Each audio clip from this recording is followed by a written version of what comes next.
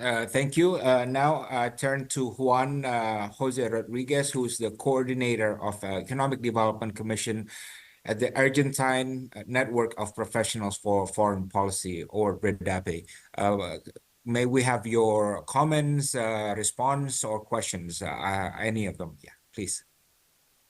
Thank you. First of all, I want to congratulate the speakers for the session and those who spoke before me. It was really pleasant to hear their opinions on the uncertainties. I'm grateful to the organizer that they really made a huge effort to organize this event, for allowing the Argentine Network of Professionals for Foreign Policies to participate. It's an honor for me to represent the organization. In these few minutes, I would like to pose two questions that often concern of us who think about the economic development of our region. On the one hand, the technology gap, in my opinion, between the developed and developing countries affect the productivity level of the latter. This is one of the reasons why developing countries struggle to integrate into various international markets, leading to heterogeneous productive structure that affect, for example, the difference in the wages between the different sectors, economic sectors. Additionally, national states faces differences in difficulties in generating technical capabilities over the long term, except for a few notable exceptions. For example, in Argentina, public investment in research and development varies depending on who is in power. So my question in this topic is how do you think the technological gap between developed and developing countries can be reduced? What is the role, in your opinion, of the state in generating technological capabilities? On the other hand, since you spoke about international integration, sadly, Argentina withdrew the addition in the joint in the BRICS in last minute. So I would like to address economic integration in this session because Mercosur has a low level of trade among its members compared to other economic blocs such European Union and USMCA. So I would like to ask, how do you think the regional integration can affect economic development? What are its benefits? And what kind of strategy do you think developing countries should follow in commercial integration processes? So I look forward to your opinions on this, and thank you very much for your attention. Okay, I will like to actually invite the speakers, Pak Marty to respond, and then Dr. Engel to respond to Juan's questions, and then we proceed with the other two discussions. Yes, Pak Marty, question about how to reform the UN Security Council, yeah, and then Dr. Angel, yeah, please, yes. Pak Marty. Well, thank you very much indeed. I do honestly feel that the multilateralism is facing headwinds currently, and naturally, as suggested just now, one potential response is so-called reform of those multilateral institutions. But this has been a long-running effort. I am of sufficient vintage, especially within the United Nations family, to have experienced so many moments when we were meant to either revitalize the UN General Assembly or reform the UN Security Councils, but ultimately all those efforts came to nothing, essentially. But that should not make us despondent. I think that it must be continuously waged and effort continuously made. But I think I wish that the response is only to do with reforms of institutions. But first and foremost, I believe, you have to underscore the fact multilateralism is a perspective, it's a mindset.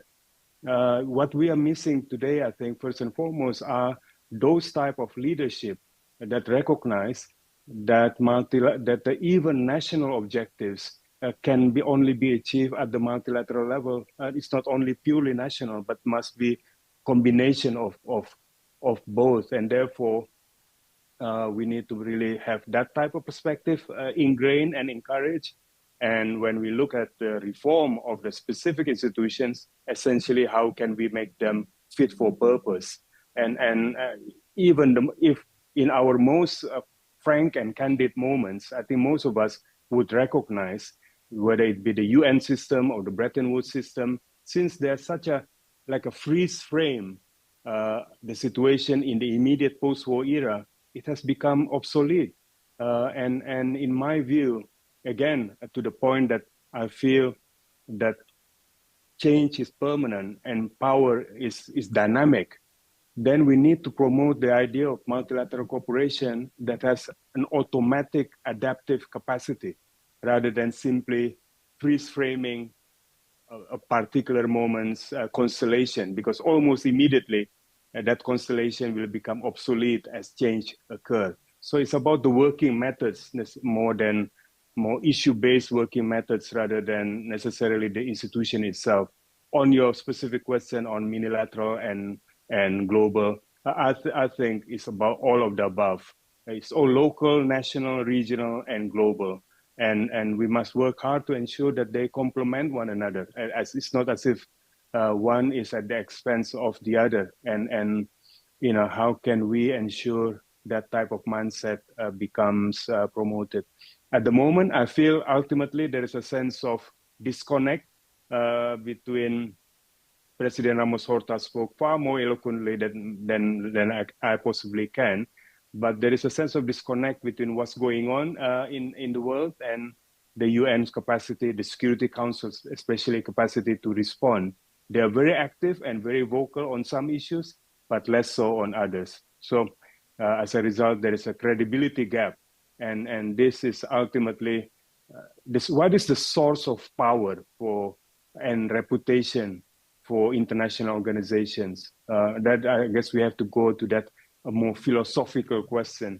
But the unilateral, global, regional, I think they all go hand in hand.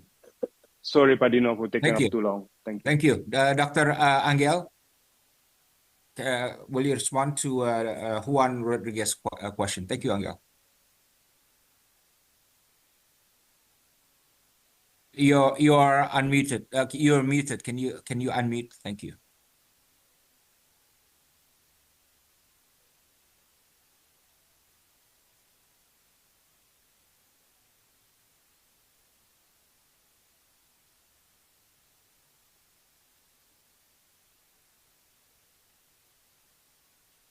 Can you hear me now? Yes, go ahead.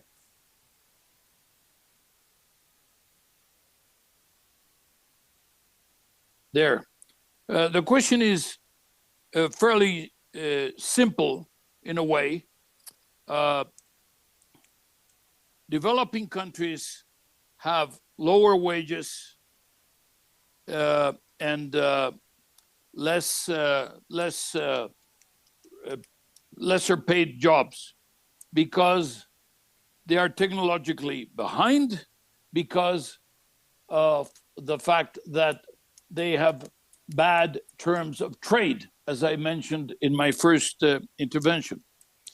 Now, Dr. Rodriguez mentioned about economic integration.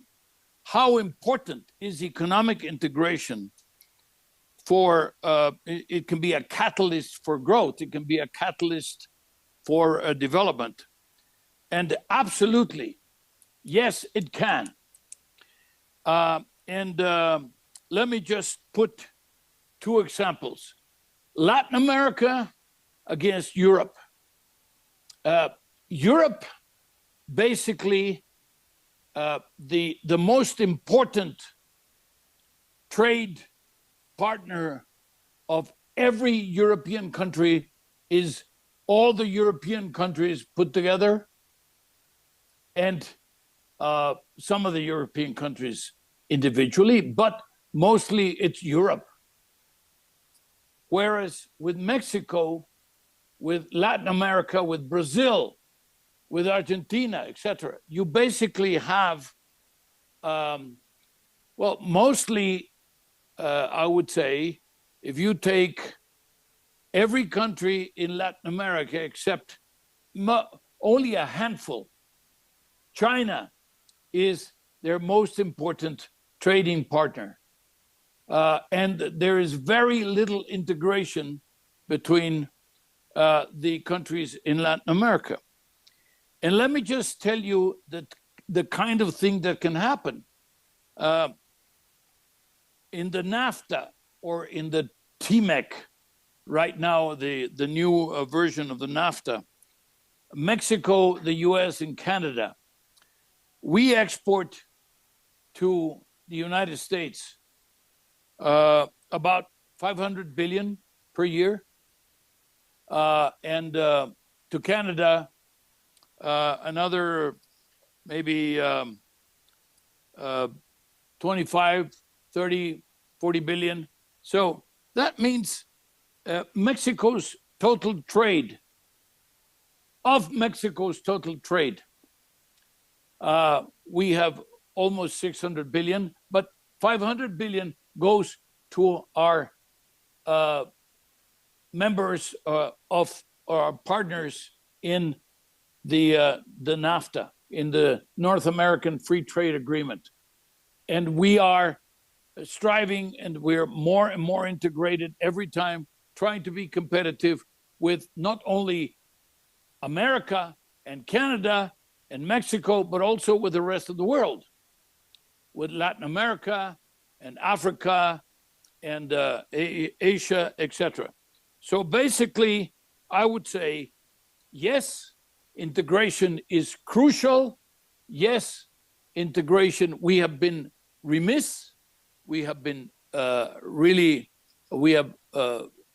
we have failed to recognize the importance of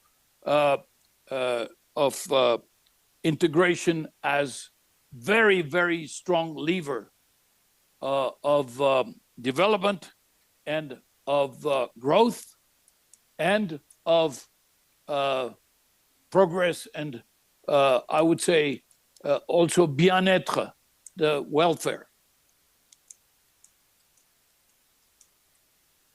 Thank you.